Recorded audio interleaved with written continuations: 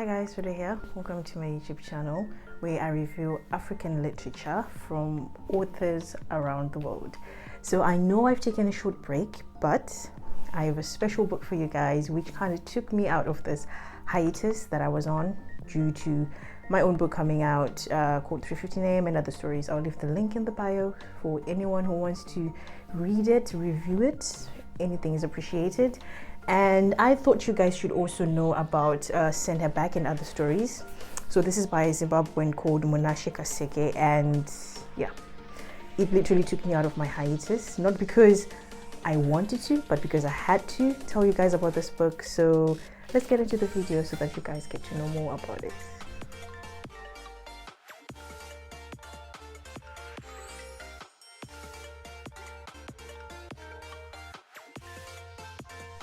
So as you guys know, I like to get to know more about the author. I think it kind of gives you that personal touch, that personal connection.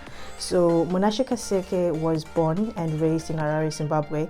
She migrated to the United States of America at age 19 when she received a scholarship to study at Drake University in Des Moines, Iowa. She holds Doctor of Pharmacy and Masters of Public Administration degrees. Munashe currently lives and works in Northern California, and Send Her Back and Other Stories, her debut book. So this is a debut book, and if I should say, it talks a lot about immigration, like experiencing life as an immigrant in the United States. And I should say this literally mirrors the life of immigrants in the UK. So there was kind of like a similarity to the two stories which kind of drew me to it. And I'm not sure if I was drawn more to the book because it was written by a Zimbabwean or because I related more to the stories of being an immigrant. But either way, I'm glad that I got to experience this book. So this book consists of 16 short stories, and I have a few favorites which I would like to talk about and tell you guys about. So these stories, all the 16 stories, they kind of have a recurring theme, and that happens to be like life as an immigrant. So most of these characters, I would say 95% of them, they are not experiencing the good side of being an immigrant. So in one of the short stories which I really enjoyed called Sorrow, this one had a different touch to it. So as I said, most of the stories, they talk about like being an immigrant, the hardships of being an immigrant, having to send back money home, like black tax as we know it, and also like the toils that come with, you know, trying to balance work, trying to balance working, and sometimes in cases when you don't have like a green card or papers. I think that was the recurring theme in these stories. But Sorrow was kind of different because it was a story, or it is a story about a woman in the USA, and she's just got a new job. She moved to a different city, and she's like super educated, so she has like all these degrees, but obviously the company where she goes to is like they're white people, and as a black person, as a black woman, when you go into these spaces, some people, they look down on you. And as soon as she got to the place, the way that she was received by the people, they were looking down at her, like giving her side eyes, not really responding until she announced that she was going to be the boss of the place. Now that's when they started, you know, being all jacked up. But even in that, they were giving each other subtle looks to say, you know, is this like a diversity hire? Which is quite sad because she was actually very good at her job. So I like how this character, Chieza, she actually used that racism to her favor in the fact that she had a plan. She was planning to like overthrow the owner of the company for her to, you know, to use the racism against themselves. Obviously racism is bad, but I like how there was a spin to it that you can actually use it to your advantage in a certain way. One of the stories which that touched me was Ghost of My Mother. So this is about a woman who goes to the USA. I'm sorry, I don't know why I'm saying comes. I'm not in the USA, but she goes to the USA when she was 19 for school. She gets pregnant. The guy leaves, and then when she has a baby, she has to work 2 jobs, so she's not really there to bond with the child, and then the child doesn't really know anything to do with her Shona culture. but then the child reminds of her mother because it looks exactly like her mother. So she's kind of conflicted in a way of how to reprimand the child, because the child was bad. She ended up calling like social services. That's what we call them. I'm not sure that's what they call them in the USA. And then she's taken away. She has to go to court. And I like how we kind of have like a flashback of the life that she had to get to that point, because I think it's very easy for people to judge single mothers and say, oh, why is she not taking care of her child? Why is she not doing this? Why is she not doing this? But we forget that every child actually needs the support of the father. And the father, he just said, yeah, I'm not ready to be a parent. I'm going home to my family. I was like, if only life were that easy for women, we'd just be like, you know what? I have a child, I know, but I don't feel like I want to be a mom, so I'm just going to bounce. In that sense, not that it's a good thing, but I'm saying like for men it seems like to be a choice, as in for women it's not really a choice. So that was kind of one of the stories which really touched me, because I was like, oh wow, she's going through all this and the child doesn't understand, because she's also very confused, as she was born into a culture, the American culture. That's what she knows. And then the mom, obviously, she's like, oh, why do you not behave like a Zimbabwean? But the child is like, whoa, you've never really exposed me to things that makes me Zimbabwean. So there was also that frustration, that push and pull. And I also liked how the character, the mom, you could see the turmoil that was going on with her, like within, like some of them with thoughts like how she was very judgmental, which I was like, okay, that's a very Zimbabwean thing. And so I kind of like those sentiments of like seeing Zimbabwean characters in that sense. And that was also portrayed in the story Return to the Land of Giant Sun. So the character in this book, she comes home after a very long time, and she doesn't fit in anymore. The Zimbabwe that she knew from a while back is not the same. And she had been craving having to be in touch with the culture, going back home, missing the food, the people, the conversations, everything. And when she gets to Zimbabwe, she sees that her family, they're actually like a sister, her older sister. She was conditioning her children not to speak Shona, because she was like, oh, speaking English is actually kind of like a cool thing which they need to do. And her being having lived or living in the USA for a long time, she's like, but this is something that I miss. I don't know why they're depriving the children of that. So it kind of showed that the difference in how people at home and those in the diaspora, they experience life differently. People in the diaspora, we yearn for things that are back home, the food, the language, the conversations, all of that in our native language. But the people back home, obviously, they also want, the things which I hear, which people in the diaspora are really trying to separate themselves from, or trying to not condition themselves into. So that was a very interesting contrast in how like life really is, because this is actually a real thing that happens. And when she went back, she couldn't really fit in, because as much as she was trying to speak Shona, her accent now, it had been a bit altered, so people could tell that you haven't been in the country for a long time, and she felt like she didn't really belong. At the same time, she felt like she did not belong in the USA because she's African. So it kind of leaves you in the middle, where you're not really sure, are you African enough, or are you American enough, whichever way it goes. So I like the story. And one of the stories that really frustrated me was Imported Husband. This story, it really got to me, because the character in the story, he was very interesting. He was very, very interesting in the fact that the backstory is, it was a young couple who met when they were very young. So they met in high school, but even in high school it was through letters. They never really got a chance to like experience love or marriages growing up. So they got married as soon as they left high school. Everything was good, everything was nice. And then the girl, she got a degree to go to the USA to study for school. And when she went to the USA, she was there for like 10 years. So she was sending the husband money. And then when she finally got a green card, she brought the husband home. And it kind of reminded me of, I don't know if anyone has read The Thing Around Your Neck. There's a story by Chimamanda in that book. I'm forgetting the story, but it was a woman who got married to a man in the USA, and then she had to go from Nigeria. So it was kind of like being teaching someone from the beginning. Obviously in Chimamanda's story it was different, because it was the woman's voice who had come from Nigeria, but in this scenario is the story of the woman who was bringing her husband home. So she had to teach him the difference between skimmed milk and low fat. She had to teach him how to use PayPal.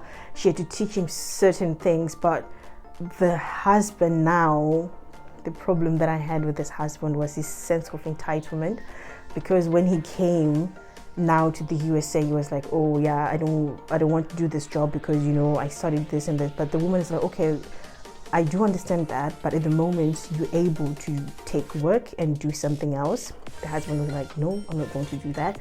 And then she suggested something else. No, he wasn't going to do that. And he always made a point to say that I'm the head of the house, I'm the man of this house. And I found that the character, the woman, she was a bit passive, in my opinion.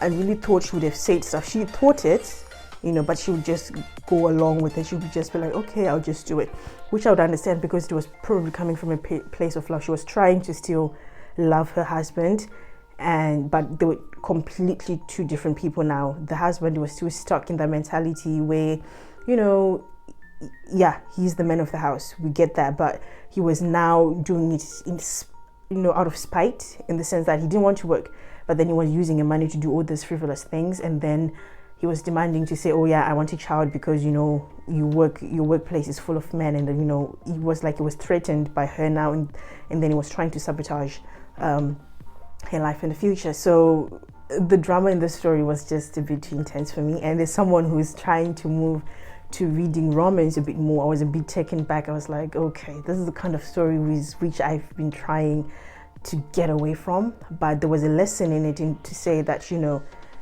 she was trying to still love her husband. She had tried dating in the 10 years he was not there, but it just didn't feel the same. She couldn't really find, you know, a perfect fit or someone who would understand her.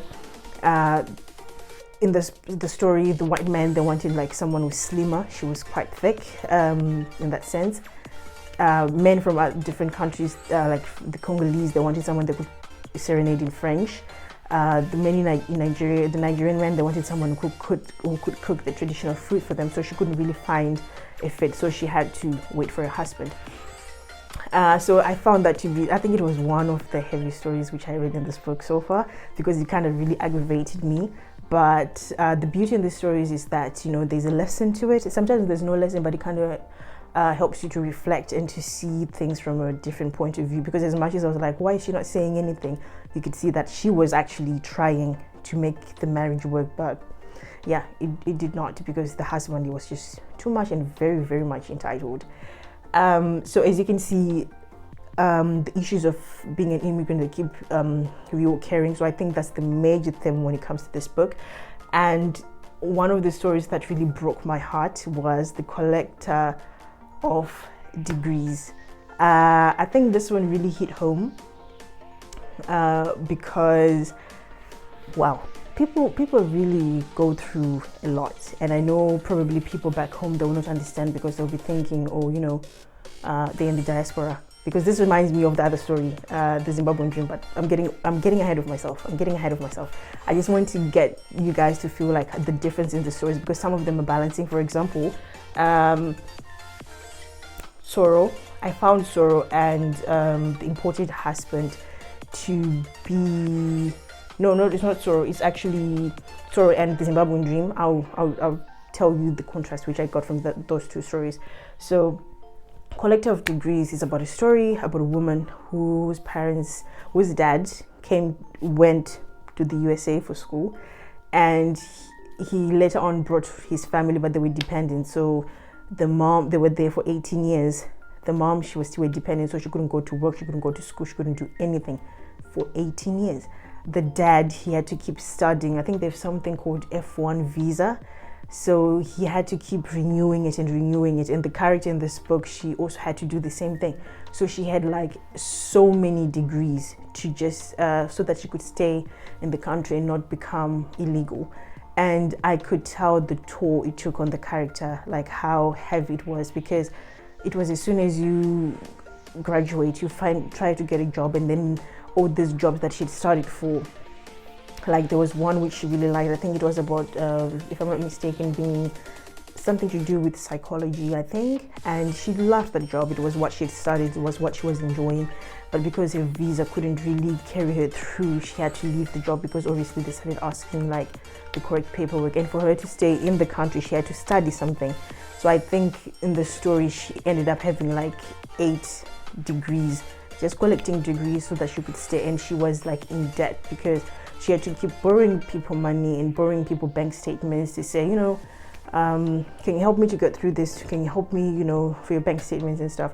But she could also see that she was stagnant, and everyone else who she had gone to school with, even people from the first degrees, they now had their families, they now had, they were going on holidays, they were doing all of these things, but she could not.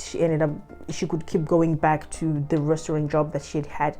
So I could get the frustration in that story, because even when it came to finding love, people ask you, okay, but what's, if you don't have, because people always think you're after something, especially if you're someone who doesn't have papers or someone who's on a limited visa. People would think, oh, they just want me for that. So it was very hard for her to find love, which is something I've also seen in this country. Like, as soon as you start talking to someone, or as soon as you get into a relationship, people ask you, okay, are you a resident, or this kind of thing, which is valid, of course. But I can understand for this character that it became so much of a toll because there's nothing that she could do about it, and not a lot of people have time to understand how frustrating it could be. So it was very frustrating for her. She couldn't even go on dates because people would be like, okay, do you really want to be with me, or are you in this relationship because you want a visa or that kind of thing? So this was something that it really touched my heart, because she ended up being in a cycle where she had to get a degree after degree after degree after degree after degree so that she could just stay in the country, and she was still in one place after all these years. And then I think at the end she just gave in to say, she's just going to be like her dad. He's been in the country for 18 years, he's still been going to school for God knows how long, and it's very sad. Like, this book is filled with very realistic, heavy stories, which are very necessary, because I think most people back home, they really need to read this book, because it shows you the reality of the immigrants, like people who come, who go out of the country to find like refuge, or who go for greener pastures. It's not that glamorous. It's not that glamorous at all. Well, obviously, not everyone's experiences life the same, but for these characters, I think I kind of resonated quite a lot, because it was quite heavy.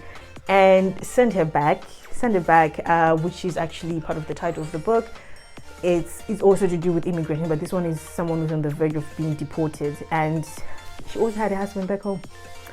And it was quite interesting because she was in the country for like 10 years. She was now in her 40s, after having waited for so long, nothing happened.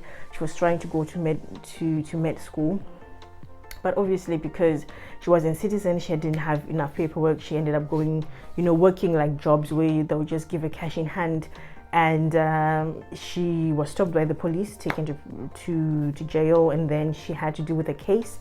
The lawyer was like saying, yeah, I need $3,000 by tomorrow or in the next 2 days for me to be able to deal with the case. Back home, her husband, who she'd been married to and she left behind, he was like, oh yeah, these days you're not sending money because I see you posting on Instagram or on Facebook, wearing all those nice clothes, and this woman is literally on the verge of being deported. So it kind of brought in the reality of what people go through, and some people are not able to say it out loud, which I wish she could have said. But as I saw in most of these cases, most of the stories, the women in these stories, they kind of muted, and I think it was quite intentional.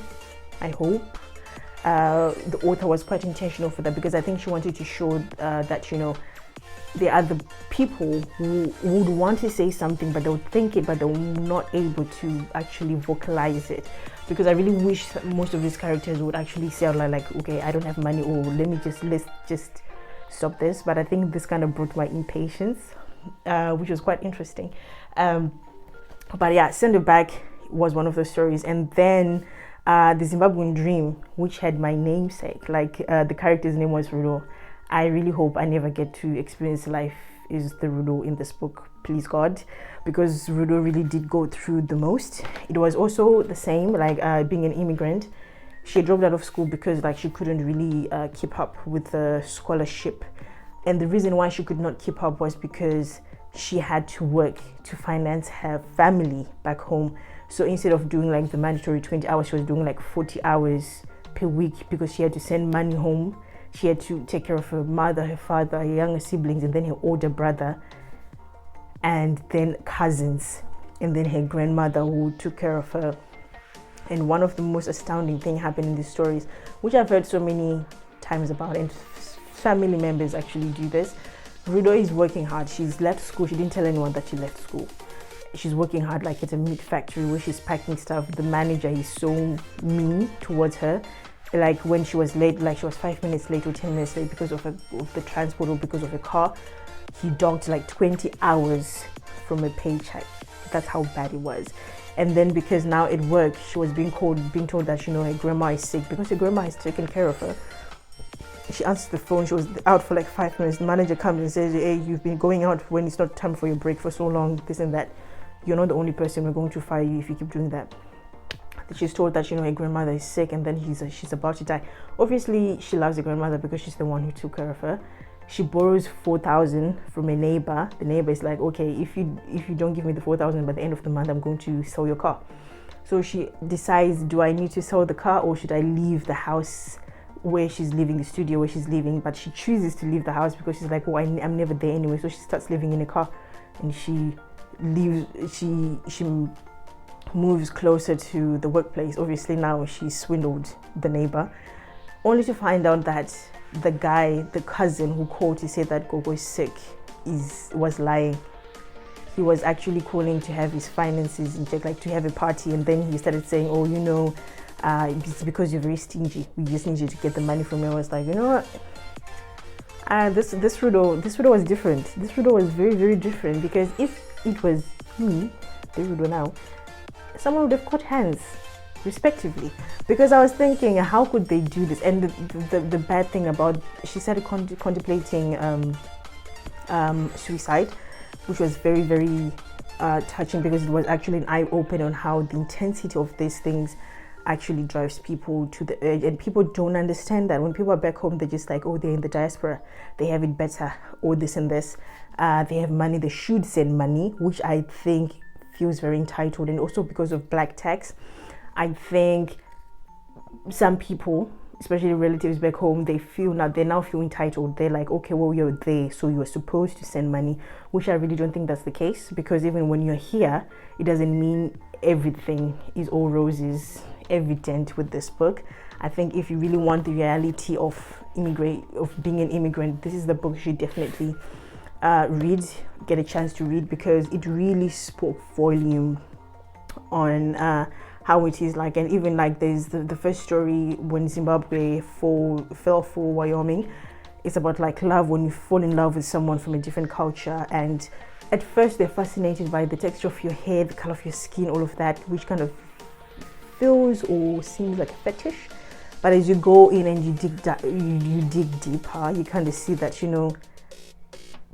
it's not like that. It's really not like that. So I really resonated with this book, and I love how it was for immigrants, for women, and for people of color, because I think the author did an amazing job to kind of like show the reality of being an immigrant. And I highly recommend this, especially for people who are back home. By all means, if you have relatives that are in the diaspora who you'd also want to get a glimpse of, because the thing is, when people are here in the diaspora, they really don't tell people back home because they don't want them to be worried. But I think if you're someone who really loves your family members, if you're really someone who is there, who needs to understand how it is like to be in the diaspora, I really highly recommend this book for you to kind of see the reality of it. And even though it's fiction, it really brings out important topics. And even though like immigration is one of the most reoccurring themes, there's also like love is portrayed in different ways. So it could be motherly love, it could be like filial love, it could be like romantic love, even though like most of the romantic stuff in the book, they were not like all rosy. at first it was like in certain places you could say, oh my gosh, they fell in love, why they fell in love and how they fell in love. But as time goes on, you kind of see how life actually lifes them out of that kind of love. So I definitely recommend this book. But however, I think the downside for me was how the characters, well, not all of them, but some of the characters, I found they did not really have a personality in the sense. They were kind of muted. But as I said before, this could have been the author's intention to have these characters muted, because it's not everyone who's able to speak for themselves. But other than that, I would highly recommend this book, and I enjoyed it. But yeah, I think I might be going back to my hiatus, because I think it really took a toll. It kind of showed me the reality of life, and also reflected on my reality being in the diaspora, and going through all these things, because it's not easy. It really is not easy being an immigrant. And I'm happy that Zimbabwean writers, Zimbabwean authors are actually coming out and telling these stories. It's amazing that we kind of unite in the sense to say we're experiencing life differently. But the beauty of African literature, I've never met this woman, Munashe Kaseke, and reading her book, the beauty of African literature, man. Reading a book, it kind of resonated with me, reflected certain emotions. Besides her being Zimbabwean, just being a woman, just being, in a different country. This is the reason why I love reviewing African literature, because it kind of has a sense of home in each and every book. It could be from any country, but there's always that pull. There's always that security, that sense of home that always makes me whole, if I should say. So thank you so much, you guys, for watching my video. This book is available on Amazon. I'll be sure to leave the link in the bio, and if you do happen to read it, please, by all means, we can talk about it. We can talk about the different experiences, and I'm pretty sure the author also will be happy for you guys to contact her and tell her about the book, because trust me, as an author, it's very important when you guys read our stories and then you give us feedback.